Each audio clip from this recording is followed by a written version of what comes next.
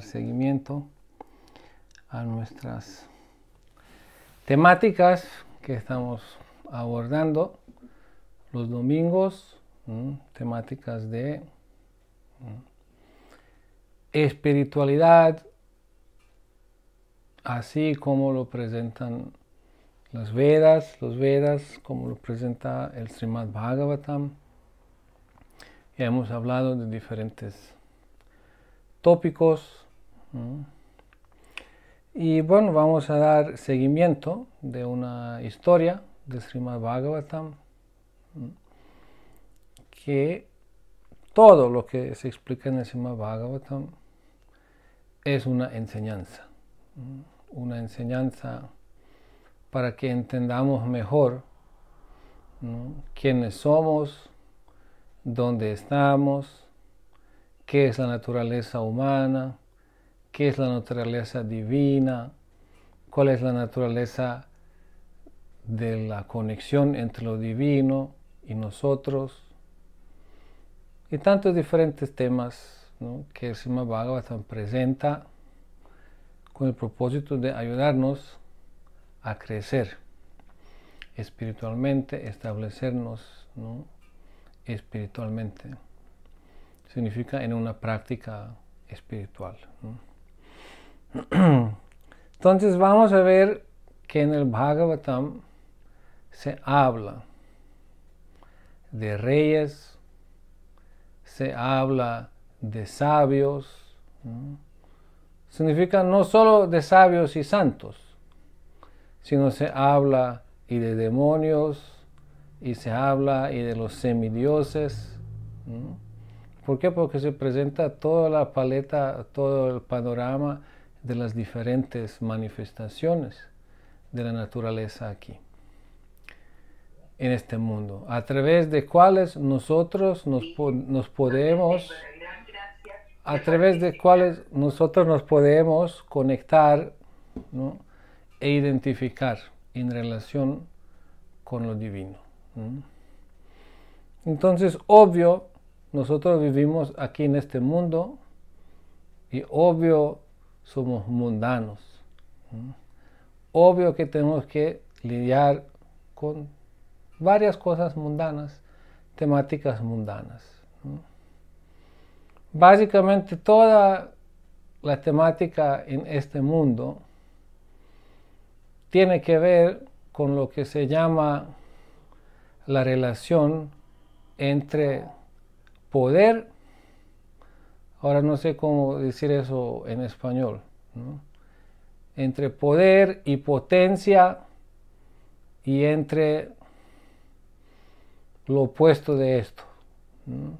Significa alguien quien ejecuta el poder y alguien sobre quien este poder es ejecutado. Eso es el principio activo de las relaciones de los seres vivientes en este mundo. El Srimad Bhagavatam explica esto. Dice, aquellos quienes no tienen patas son comidos por aquellos quienes tienen 4 patas, ¿no? Aquellos quienes no tienen brazos son comidos por aquellos quienes tienen cientos de brazos, ¿no? Y aquellos quienes son débiles, ¿no?, son siempre víctimas de aquellos quienes son más poderosos, ¿no? Significa, es así, ¿no? Hay un pez chiquito, pero hay un pez más grande, ¿no? Hay una persona, ¿no?, impotente, o como decir, una persona vulnerable, hay una persona que ejerce algún poder sobre ella, ¿no? Así entre los animales, así entre los seres humanos, ¿no?, así entre todo. Eso es como esta dinámica básica detrás de todo lo que se mueve en este mundo, y de lo que nosotros también somos parte de lo que nosotros también tenemos experiencia. ¿Cuántos de nosotros no nos hemos sentido en varias ocasiones de nuestra vida como muy vulnerable, muy, ¿no? Creo que yo la semana pasada les conté cuando me llamaron la policía porque yo insistía de que quiero aplicar para la visa y me decían que vaya a Viena y en Berlín no. Me están mandando, ¿no?, como 700 kilómetros para ir a aplicar. Y de verdad yo simplemente dije, no, pero por favor, no, tampoco fui grosero ni nada, ¿no? Pero ya estaba llamando a la policía para llevarme, ¿no? Y así pues en diferentes situaciones, ¿no? No necesariamente tiene que ser alguien uniformado para que pueda ejercer cierto poder sobre nosotros. Pero hay toda esa estructura, jerarquía de poderes, eso siempre existe y todos hemos tenido esta experiencia, ¿no? Incluso en el presente y en estos últimos 1 o 2 años, ¿no? ¿Cuántos no hemos pensado, pues, ¿no?, yo quiero decidir para mí lo que hago y lo que no hago, por lo menos en relación a ciertas cosas, ¿no? Pero parecía de que alguien otro iba a decidir por nosotros, ¿no? Y obvio, personas siempre deciden varias cosas para nosotros en diferentes situaciones, ¿no? Pero a veces no podemos hacer nada. A veces no podemos hacer nada. Pero algunos no se ajustan con de no poder hacer nada, sino dicen, no, hay que hacer algo, ¿no? Entonces se oponen a estas estructuras, ¿no?, de poder, ¿no? Se oponen a las personas que representan esta ejecución de poder sobre uno, ¿no?, con diferentes métodos, ¿no? Algunos piensan si removemos a este político va a ser cosa diferente. Otros piensan si removemos a este partido va a ser cosa diferente. Otros piensan si cambiamos de un completo sistema político va a ser cosa diferente, ¿no? Entonces se dedican a esto. Pero en última instancia, ¿no?, la estructura sigue siendo siempre la misma. Hay alguien quien va a ejecutar poder sobre otros. Esto no puede cambiar en este mundo. Obvio que hay sistemas, ¿no?, menos violentos, más armoniosos, etc., ¿no? Pero la naturaleza del mundo es como es, ¿no?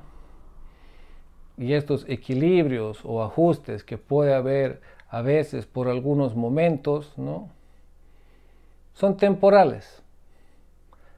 Y otra vez, existen también para nosotros para darnos cuenta de que todo es temporal en este mundo y de que todo es aquí para aprender. Entonces, si nosotros tenemos esta posibilidad y chance de aprender de todo lo que está sucediendo y cómo está sucediendo en el mundo, alrededor de nosotros, ¿no?, de esta manera pues vamos a tener chance de, pero aprender en qué dirección, aprender en la dirección de que sí hay un propósito último detrás de todo, ¿no?, que hay un propósito último, que hay una realidad divina y desde esa realidad divina todo eso lo que vemos y cómo lo vemos es manifestado, ¿no? Entonces todo eso es lo que llamamos temporal, aunque significa temporal, pero tiene su función. Lo que llamamos sufrimiento, aunque no es agradable, tiene su función, ¿no? Aunque el poder es una gran tentación, pero tiene su función. Todo tiene su función, lo que existe y cómo existe en este mundo. Pero necesitamos aprenderlo, de verlo todo en relación con lo divino. Y en el Srimad Bhagavatam, eso es el tema. Entonces aquí vamos a leer, ¿no?, la historia del rey Vena. Un personaje, podemos decir, ¿no? Lo tengo ahora en alemán aquí y voy a tener que estar traduciendo porque no puedo acceder ahí, como dije, en la pantalla al español, pero bueno, creo que ahí vamos a lograrlo de alguna manera. Entonces, ¿qué es la importancia de esta historia, de este personaje conocido como Vena? Vena fue un rey quien nació en el linaje de una famosa familia de los reyes. Significa Vena es un descendiente del famoso Dhruva Maharaj. Dhruva Maharaj fue el niño quien se fue al bosque, quien meditó y quien logró recibir la gracia del Señor Supremo. Es también una linda explicación del Srimad Bhagavatam que podemos leer en otra ocasión. Pero en descendencia de este Dhruva Maharaj apareció un otro rey llamado Anga. Y este Anga era el padre de Vena Maharaj. Lo interesante fue que este Anga, el rey Anga, abandonó su reino. Y cuando él abandonó su reino, entonces es ahí en donde se volvió importante Vena. Ahora, ¿por qué él abandonó su reino? Esto es muy importante de saber y cómo lo abandonó. Este rey Anga, él no pudo tener hijos. Pero era un rey que quería ejecutar sus deberes de rey, significa de protección, de proteger a la cultura brahmínica, de ser religioso, y así vivía. Y una vez, ejecutando un yagya, un Ashwamedha yagya, él había invitado a las brahmanas para ejecutar este yagya, y ellos hacían todo como se debe hacer. Significa para un yagya o un sacrificio, se toma en consideración el lugar donde se hace, el tiempo en el que se hace, los presentes que están, los ingredientes de quiénes son, quién los ha traído, los que recitan los mantras, etc. Todo eso es tomado en cuenta y todo eso tiene que estar de acuerdo con las instrucciones para que el yagya o el sacrificio se considera exitoso. Entonces, aunque todo eso estaba bien, en el momento en que se llaman los semidioses, en aquel tiempo cuando se hacían estas ceremonias de sacrificios, los semidioses personalmente aparecían y se tomaban la parte de las ofrendas que se les daba. Entonces, en el momento cuando ellos tenían que aparecer, ellos no aparecían. Ellos no aparecían. Entonces, que se quedó sorprendido, Anga, ¿por qué hubiera sido esto así? Ahí le fue revelado por los sabios de que esto fue a causa de ciertos pecados de la vida pasada que ha hecho. Aunque en esta vida él ha sido un rey muy, muy piadoso. Entonces Anga Maharaj igual se sentía un poco dudando, afligido por lo que había hecho en las vidas pasadas, pero él quería seguir el camino en la vida, significa su camino religioso. Y parte de esto también era pues de invitar un hijo, pero él no pudo tener hijos. Entonces la recomendación que se le fue dar a él, porque los semidioses no aparecían en los sacrificios que él hacía por esto. Entonces le dijeron que haga una ofrenda al Señor Vishnu. Porque si el Señor Vishnu aparece, los semidioses van a aparecer con él y de esta manera se va todo a ser exitoso. Entonces cuando él hizo este sacrificio, próximo sacrificio cuando hizo, dice que en este sacrificio apareció una personalidad brillante, con una guirnalda de oro, con un pote de oro, y en este pote traía arroz cocido en leche. Y Anga Maharaj, pidiendo permiso de los sabios, recibió de este arroz cocido en leche. Y él olió y ofreció este arroz a su esposa. Entonces su esposa tomó este arroz. Después de esto, ella quedó embarazada. Y el embarazo de ella fue con este personaje que va a nacer y que se va a volver conocido como Vena Maharaj. Así que Vena Maharaj nació. Pero la naturaleza de Vena Maharaj era muy excepcionalmente chueca. ¿No?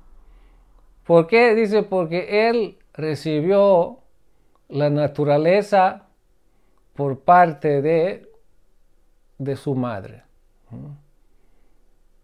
Significa, por parte de su madre recibió la naturaleza, ¿no? Y su abuelo por este lado era la muerte personificada. Entonces tenía un carácter muy oscuro. Y hacía cosas terribles y horribles. Entonces este Anga Maharaj, al ver esto, de que había nacido, ¿no?, una personalidad así en su vida, entonces él pensó, pues todos desean tener un buen hijo, alguien quien va a ser de buen carácter, alguien quien va a heredar el reino, alguien quien va a mantener este linaje, ¿no? Pero a mí me llegó algo así. ¿No? Entonces contemplando, y él siendo muy piadoso, contemplando, él concluyó, pero esto debe ser un arreglo del Supremo Señor. De hecho, esto es una bendición. ¿Por qué? Porque si yo tuviera ahora un buen hijo, eso sería una situación en donde yo me podría apegar más al hijo y a todos mis deberes y así. Pero viendo este desastre que ha aparecido en mi vida, en mi familia, ¿no?, entonces yo tomo esto como una señal de que es el tiempo de desapegarme de todo y seguir mi vida. Así que este Anga Maharaj, ¿no?, se desapegó de todo, ¿no?, y se fue, tomó el camino de la autorrealización. Entonces, ¿qué es lo que quedó? Quedó el reino desatendido porque el rey se fue, y quedó el heredero, que era Vena Maharaj. Y es ahí en donde empieza esta historia de Vena Maharaj. Esa historia la narra el sabio Maitreya. Vidura se fue, ¿no?, a un peregrinaje a diferentes lugares y ahí se encontró con Maitreya. Entonces esta parte del Bhagavatam está en una conversación entre Vidura y Maitreya. Por esto aquí el gran sabio Maitreya dice: oh gran héroe Vidura, los grandes sabios encabezados por Bhrigu.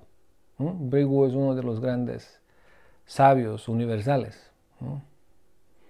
Ellos quienes siempre piensan en el bien de la sociedad, de toda la población. Al ver de que el Maharaj, el rey Anga, se había retirado, no había nadie quien defendiera los intereses de la gente, de la población. Y ellos sabían si la sociedad queda sin alguien quien los guíe, entonces la gente en general, todo el ambiente se va a volver desregulado, independiente, ¿no? Se dice cuando un rey no está, ¿no? Entonces empiezan, o cuando no hay ley y orden, entonces que empieza a fortalecerse en la sociedad son los ladrones. Y todos esos que revuelven los órdenes de la sociedad. O como dice el dicho, ¿no? Como dice el dicho, cuando el gato se va, los ratones hacen fiesta. Significa, ¿no?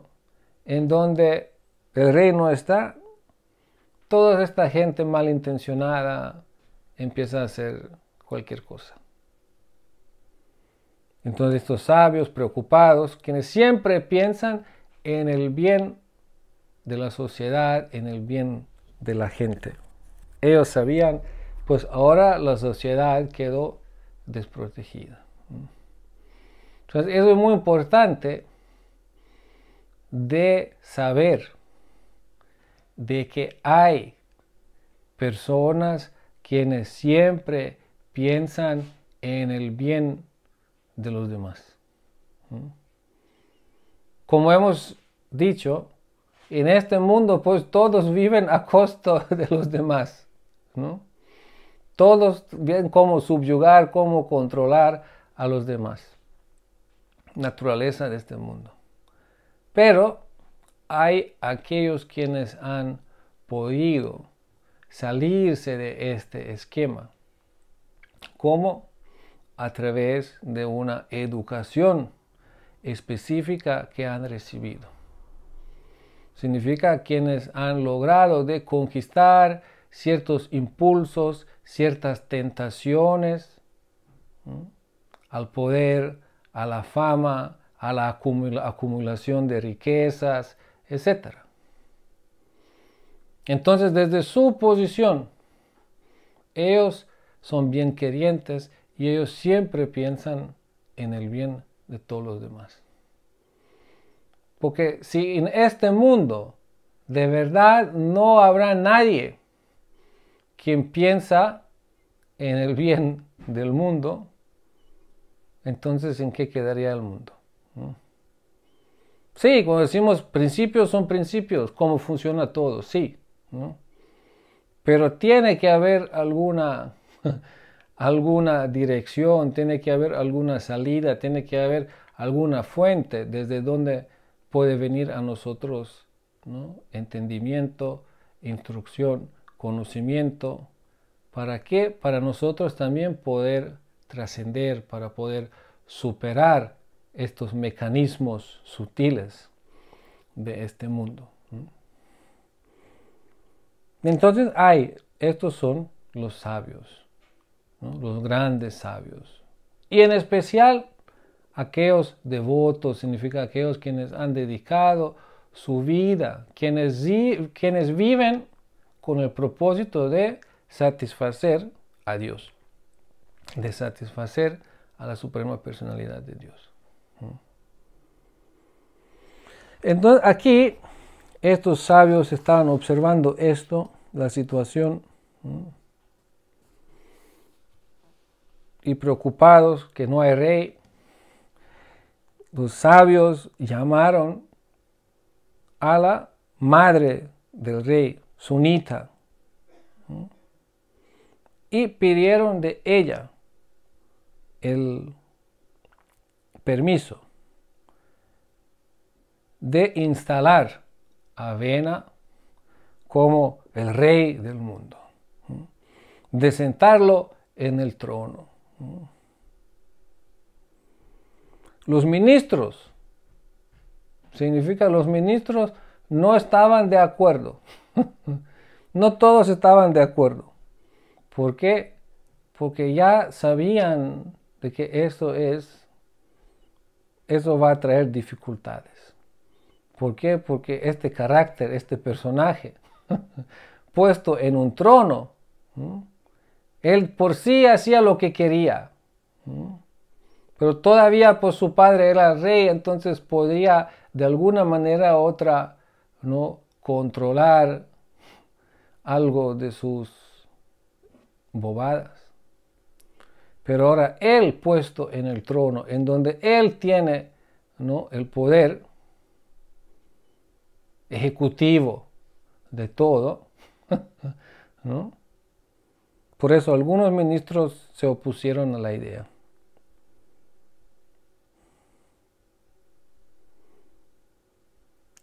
Ya era conocido el Vena como alguien quien es muy estricto y alguien quien es muy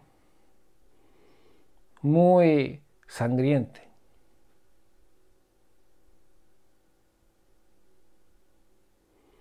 Por esto, cuando los que roban, cuando los criminales escucharon de que Vena está ahora sentado en el trono, de inmediato a ellos les dio miedo. Y ellos se empezaron a esconder por todos lados. Dice, así como las ratas se esconden de las serpientes en cualquier hueco. Significa, no había nadie en el trono. Significa oportunidad para los ladrones, para los criminales, para los mafias. Ahora pusieron a Vena. Y Vena es tan terrífico, tan estricto, tan sangriente, ¿no? Entonces esto, ¿no?, los hizo tener más miedo a los criminales, ¿no? Entonces ellos todos se escondieron, dice, en diferentes huecos.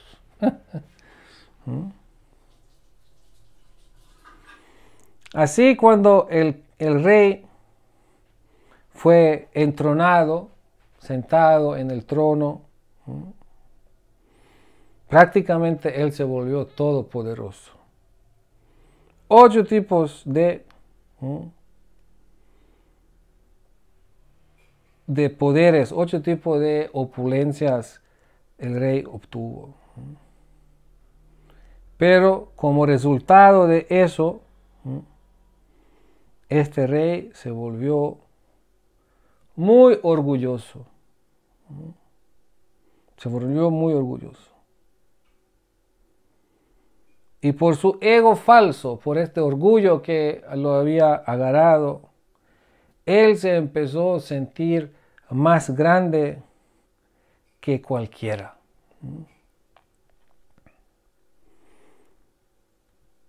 En base a esto,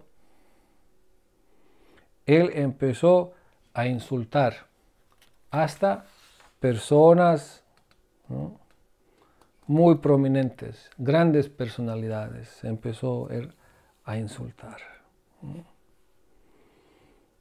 Entonces imagínense, ahora él tiene poder, se vuelve orgulloso, poderoso y orgulloso, y considerándose más grande que todos. Y ahora, ¿no?, él empieza incluso a insultar a todos los demás, ¿no? Entonces, ¿qué es esto con el poder? Pues eso lo sabemos, ¿no? Un poder es una gran tentación, ¿no? Tentación en un sentido de que si alguien no tiene carácter suficiente, alguien no tiene conciencia adecuada, ¿no?, pero tiene poder, ¿no?, este poder lo va a corromper. Este poder lo va a acabar, ¿no? Y no solo poder, ¿no? El dinero lo vuelve a la gente a veces loca, ¿no? La fama lo vuelve a veces a la gente loca, ¿no? El poder, ¿no?, lo vuelve a veces a la gente loca, ¿no? Mucho conocimiento vuelve a veces a la gente loca, ¿no? Ser famoso por ser renunciante, ¿no?, significa, algunos reciben la fama porque tienen tanto, otros reciben la fama porque son muy renunciados, ¿no? Pero siempre está ese punto ahí, ¿no?, de la fama, siempre está ahí este punto del orgullo, ¿no? Pero todo depende de la conciencia. Entonces, sí, hay fama, hay poder, hay dinero, y eso siempre va a haber y siempre ha habido. Pero no todos han reaccionado y no todos han lidiado de la misma manera con esto. Por esto, védicamente, se distinguen entre rajas. Raja son los reyes, ¿no?, y Raja Rishis. Raja Rishis significa son reyes santos. Significa ellos son reyes y ellos ejecutan sus poderes, ejecutan sus funciones en este mundo, pero no son afectados. ¿Por qué? Porque su conciencia es diferente. Su conciencia es fortalecida por una educación adecuada y por prácticas, ¿no?, adecuadas. Significa por conciencia espiritual, ¿no?, o con conciencia de profundos significados y propósitos de la vida. Significa, aunque estén aquí, aunque tienen poder, ¿no?, pero no son afectados. ¿Por qué? Porque en su conciencia tienen conciencia interna, ¿no?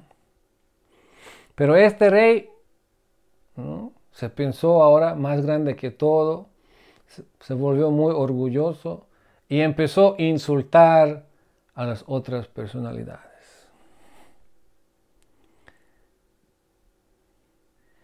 Cuando el rey Vena, enloquecido por todas las riquezas que ahora de repente tenía a su acceso, ¿no?, subió a su, ¿cómo llaman?, cuadriga, el coche, la cuadriga, ¿no?, en el coche, ¿no?, empezó a correr de un lado a otro por todo el reino, dice, así como un elefante loco, un elefante descontrolado, ¿no? Y así que los cielos y la tierra y todos los que lo veían y se lo cruzaban, todos temblaban, ¿no?, estaban todos atemorizados, ¿no? Así andaba él, ¿no?, sembrando terror, ¿no?, solo con su presencia, a cualquiera que le cruzaba el camino, ¿no?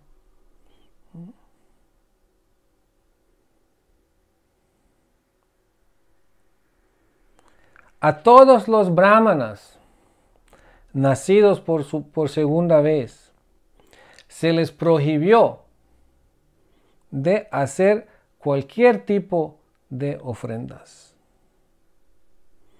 Y se les prohibió de dar donativos o de ofrecer al ghee en los sacrificios. De esta manera, ¿no? Eso fue el reino, ¿no? El reino de Vena Maharaj. Significa se pasó la voz, ¿no? El rey tomó la decisión.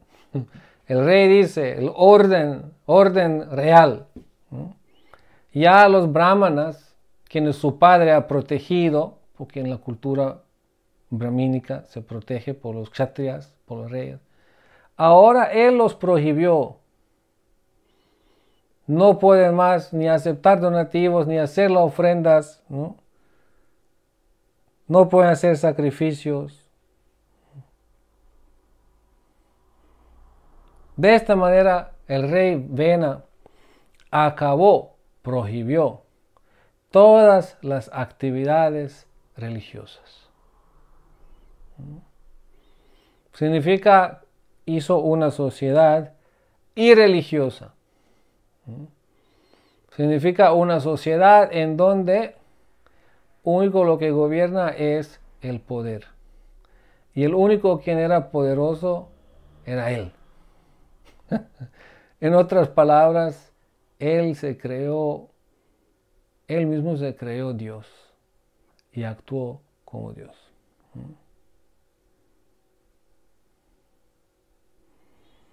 Claro, imitando a Dios.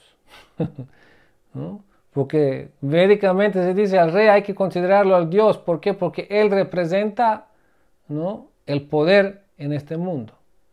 Por eso hay que considerarlo Dios. Pero al mismo tiempo, él sabe usar este poder por el bien de la sociedad. ¿No? Pero solamente supo usar este poder para sí mismo. ¿No? Por sus caprichos, por lo que él le daba ganas y cómo le daba ganas. Entonces, cuando había prohibido todas las actividades religiosas, significa cuando una sociedad se vuelve irreligiosa, cuando no hay actividades religiosas, cuando no hay, ¿no?, charlas en donde se habla, glorifica el propósito divino de la vida, entonces lo que queda es una vida reducida al puro materialismo. Y eso es simplemente una lucha por sobrevivencia, una lucha por, ¿no?, predominancia. Por esto, los grandes sabios, ¿no?, después de observar por un tiempo las crueldades que Vena estaba haciendo, ellos se reunieron. Los sabios se reunieron ahora. Y concluyeron de que el rey, de hecho, es un gran peligro y una catástrofe para la gente de este mundo.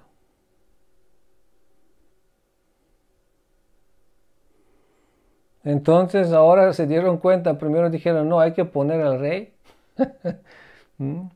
con la esperanza, pues quizás se componga o algo así.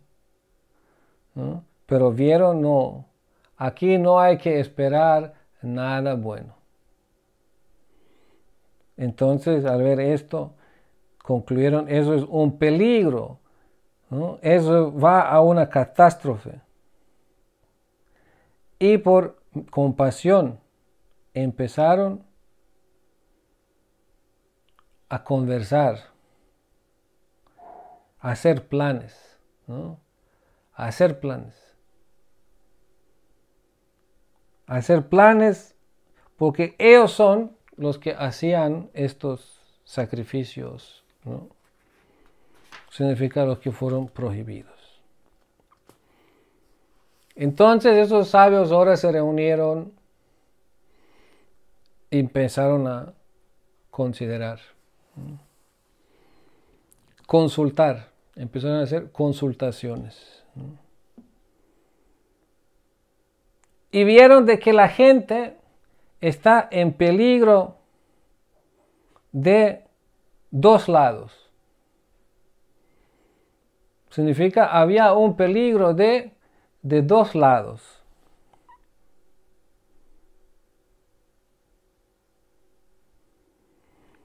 el ejemplo se da cuando hay un tronco y este tronco empieza a quemarse de ambos lados.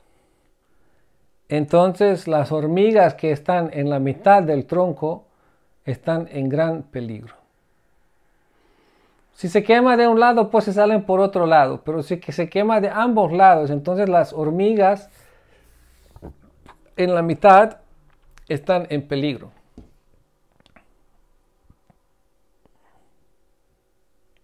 Así, parecidamente, de manera parecida, la sociedad se encontraba en una situación así de peligrosa. ¿Por qué? Porque por un lado estaba el rey, que era enorgullecido y enloquecido, y por otro lado estaban los ladrones y los criminales. Esto era la situación de la sociedad. No hay rey, ladrones y criminales. El rey está ahí, él controla a los ladrones y criminales porque él no quiere que nadie se meta con lo de él y todo es de él. Pero enorgullecido y enloquecido significa, ¿no? Tampoco nada agradable para la gente. Eso era la situación para la población en general. O un rey loco, ¿no? O ladrones y criminales. Y eso los sabios veían. Y como hemos dicho, ellos son los sabios, significa aquellos quienes piensan en el bien de la sociedad.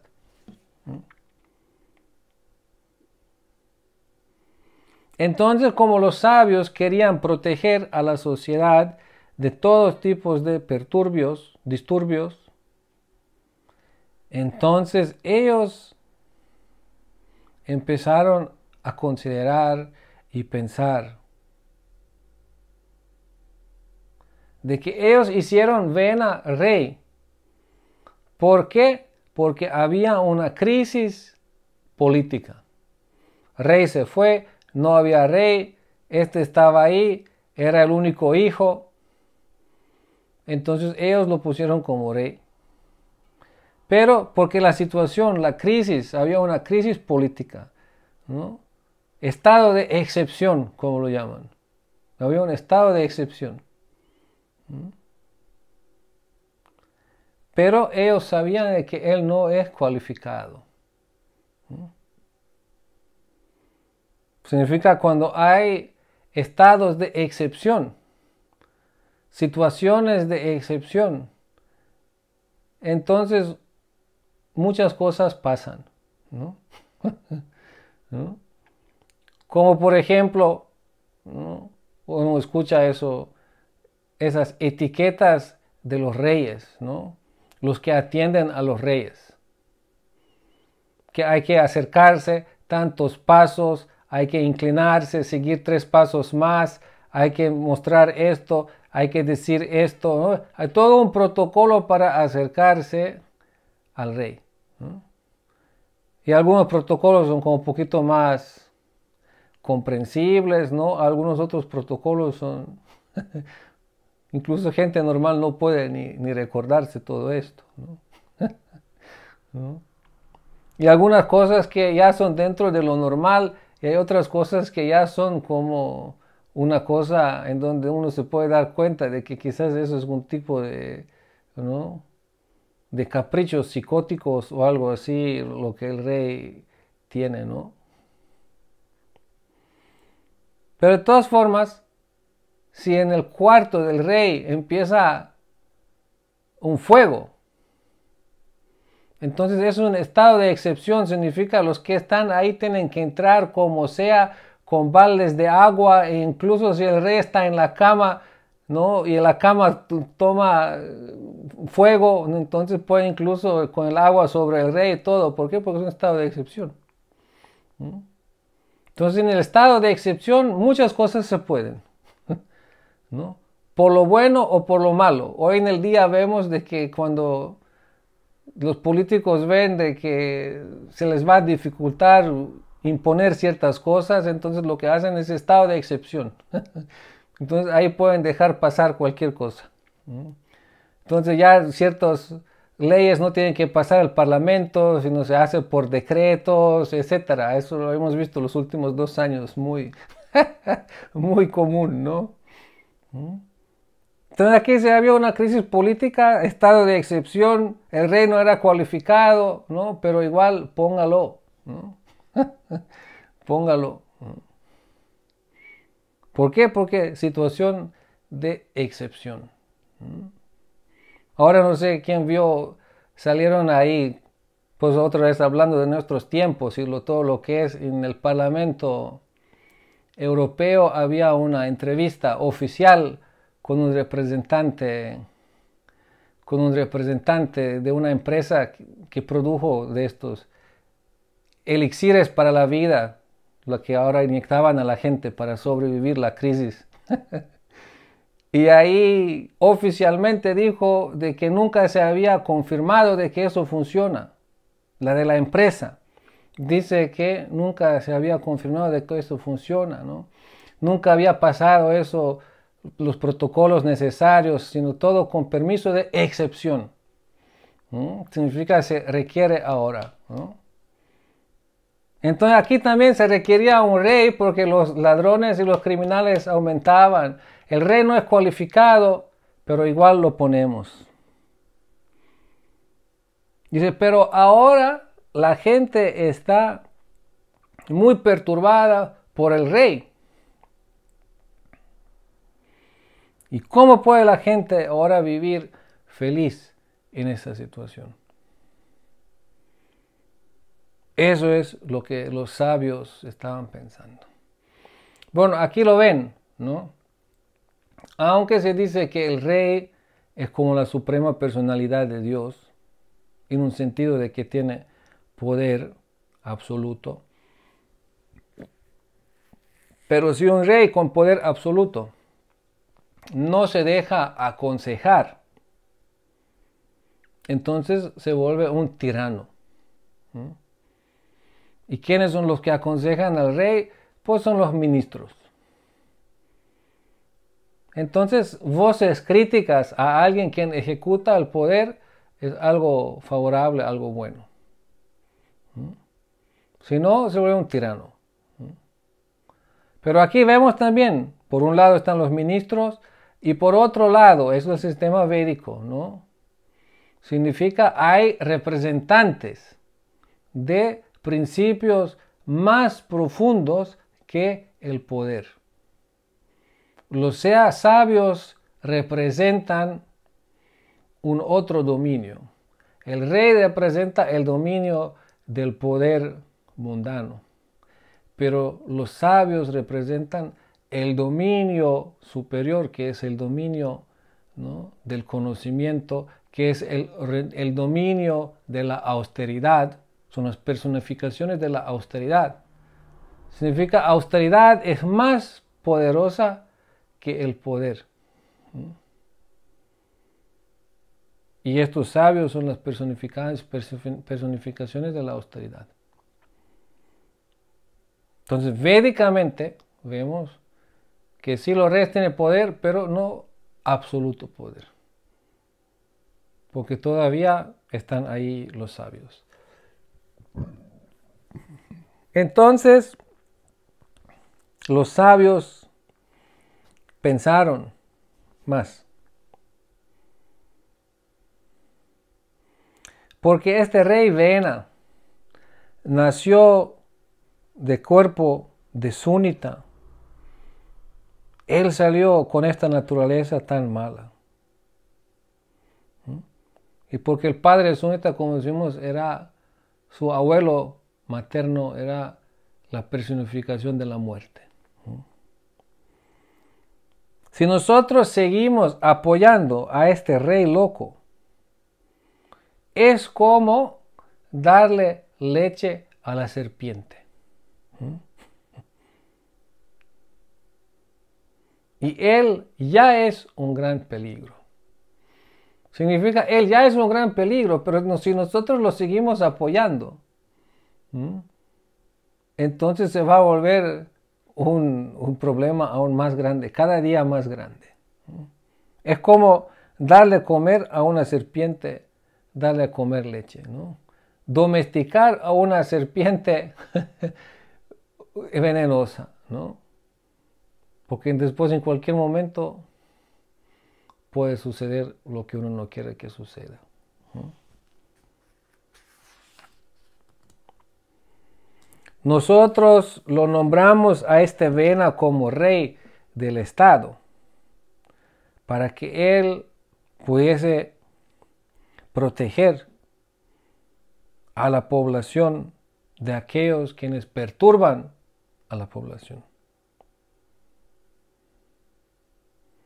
Por eso, de inmediato, nosotros deberíamos ahora ver cómo pacificarlo a él, cómo ponerlo en su lugar.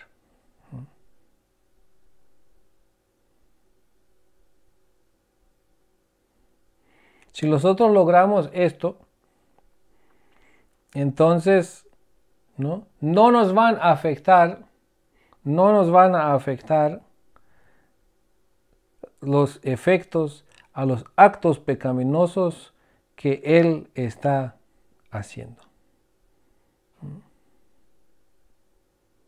Entonces ahí se ve, si nosotros apoyamos, si nosotros respaldamos a aquellos quienes son pecaminosos, significa nosotros también nos estamos enredando en esas redes, círculos karmáticos.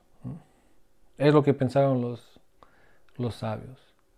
Entonces lo tenemos que controlar, tenemos que bajarlo, porque si no, lo que él está haciendo, todos esos pecados van a llegar a nosotros también. ¿Y qué va a ser el resultado de los pecados? El resultado va a ser de que sus inteligencias van a quedar confundidas, y ellos van a perder sus poderes místicos, van a perder el poder del conocimiento, el poder de la austeridad. Los teyas llamados son los poderes de los sabios, sus opulencias que obtienen en base a sus virtudes. Entonces siguieron ellos hablando, haciendo la conspiración contra el rey, algunos dirían, ¿no? Pero ellos pensaron en el bien de todos. Por supuesto, estábamos conscientes, ¿no?, del carácter, de la personalidad loca de este rey. Estábamos conscientes. Y a pesar de esto, nosotros lo pusimos al trono, lo coronamos. Ahora, si no logramos hacerlo entender lo que le estamos diciendo, ahora si no logramos hacerlo seguir nuestros consejos,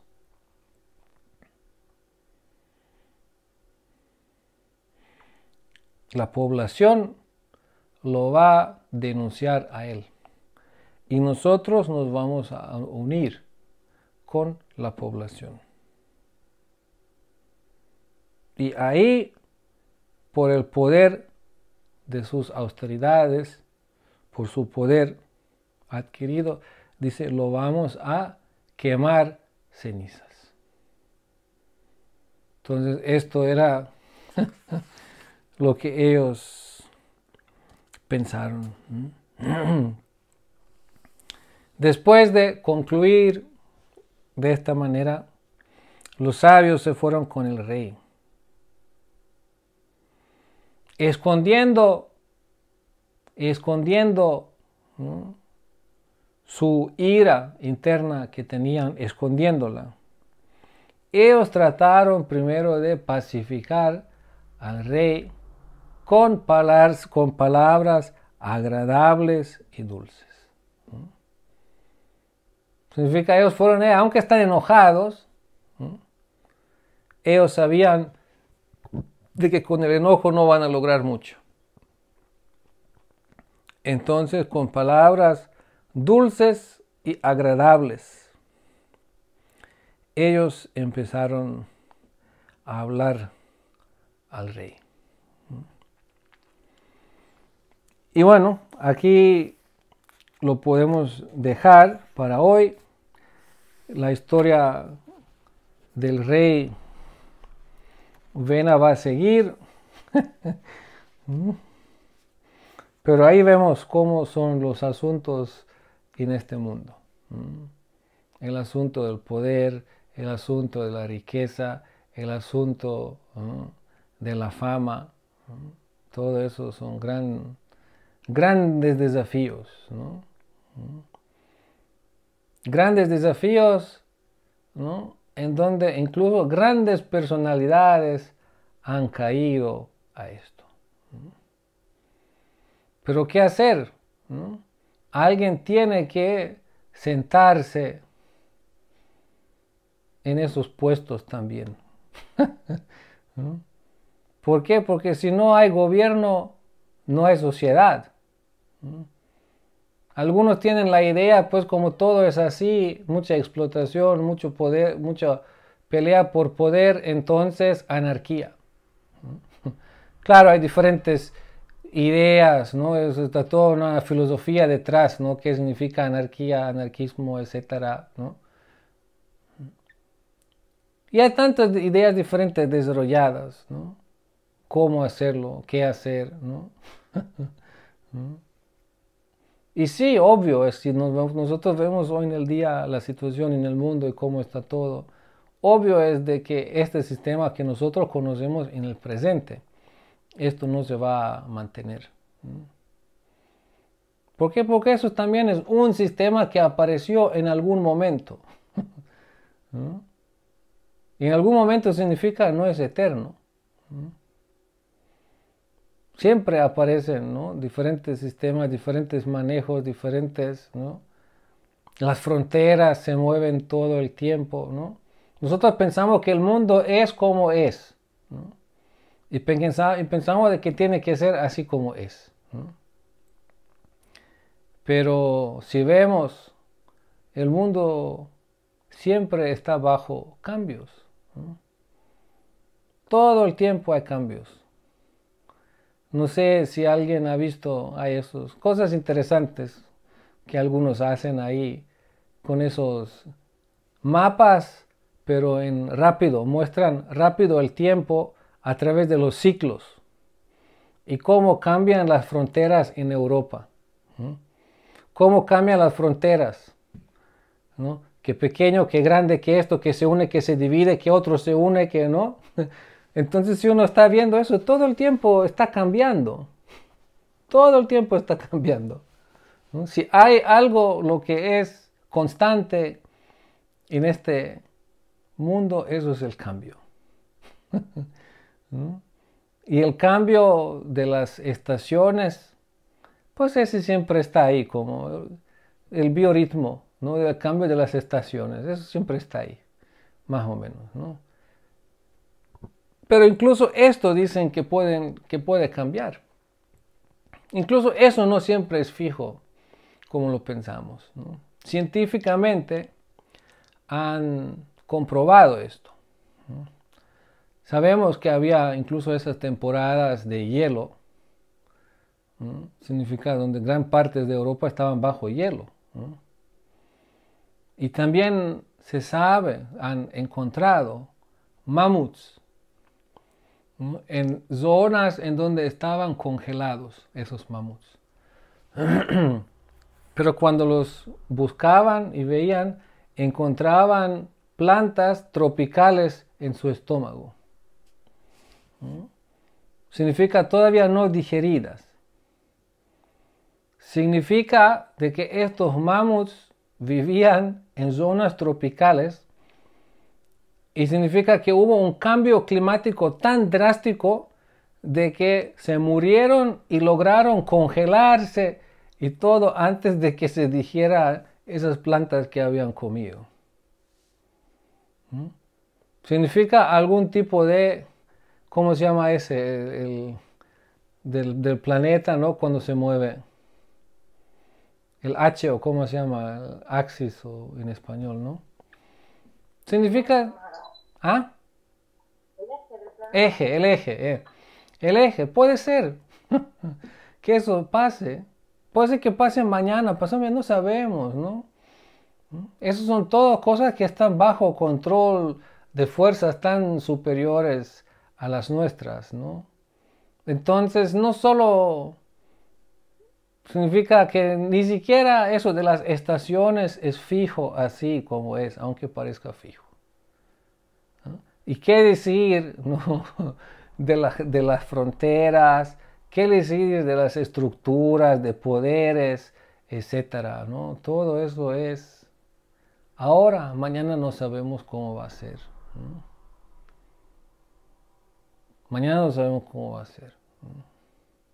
Y hay una cosa, si nosotros nos dedicamos a perseguir algo, metas, establecer ideologías en este mundo, pero todo temporal, entonces vamos a estar ocupados con nuestra conciencia en lo temporal, y vamos a estar ocupados con nuestras actividades en lo temporal, y todo lo que va a salir como resultado es una conciencia temporal.